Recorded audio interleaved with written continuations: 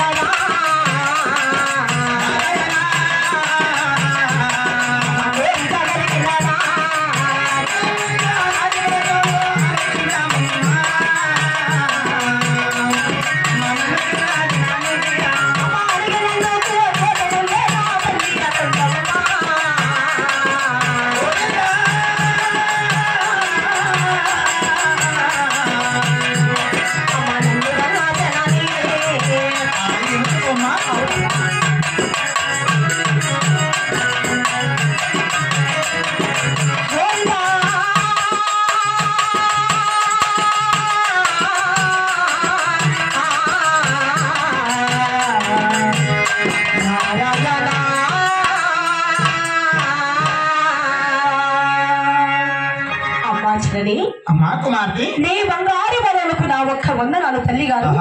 సుఖీభవా నిన్ను నూరుగా వెదలమ్మా. అమ్మా చరణి, ఏమిటమ్మా?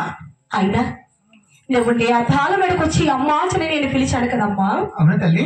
అయినా ఒక్కగానికి ఒక కుమార్తెననేసి నా 6 మంది అన్నగారు 6 మంది వదిన గారు అదేవిధంగా మీరు మా తండ్రి గారు కూడా ఒక్కగానికి ఒక కుమార్తెని అల్లారుముద్దుగా గారాభంగా చూశారు కదా తల్లి. అవును తల్లి. అయినా ఈనాడు పుట్టింట్లో అల్లారుముద్దుగా గారాభంగా చూస్తున్నారు కదమ్మా.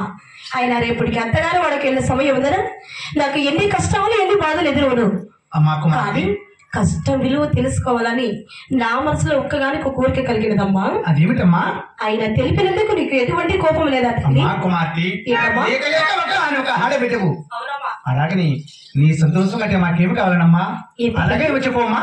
అలాగే తెలిపినందుకు ఎటువంటి సందేశం లేదు, ఎటువంటి కోపం లేదంటున్నావా తల్లి? అవును తల్లి. అలాగే చక్కగా తెలిపిదను ఆలకించమ్మా. వైకుంఠ వాస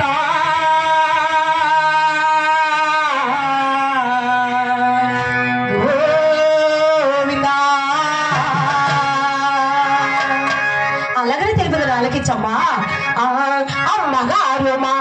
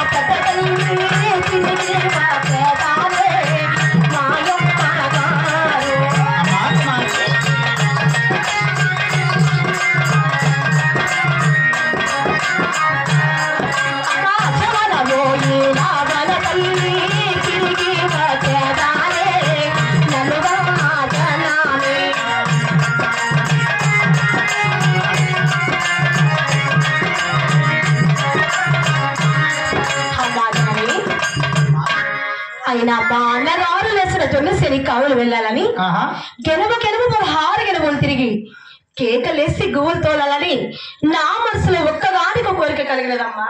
అమ్మా కుమార్తె, ఏంటి మాట పడుతున్నావమ్మా? ఏంటమ్మా? అడిగించవమ్మా.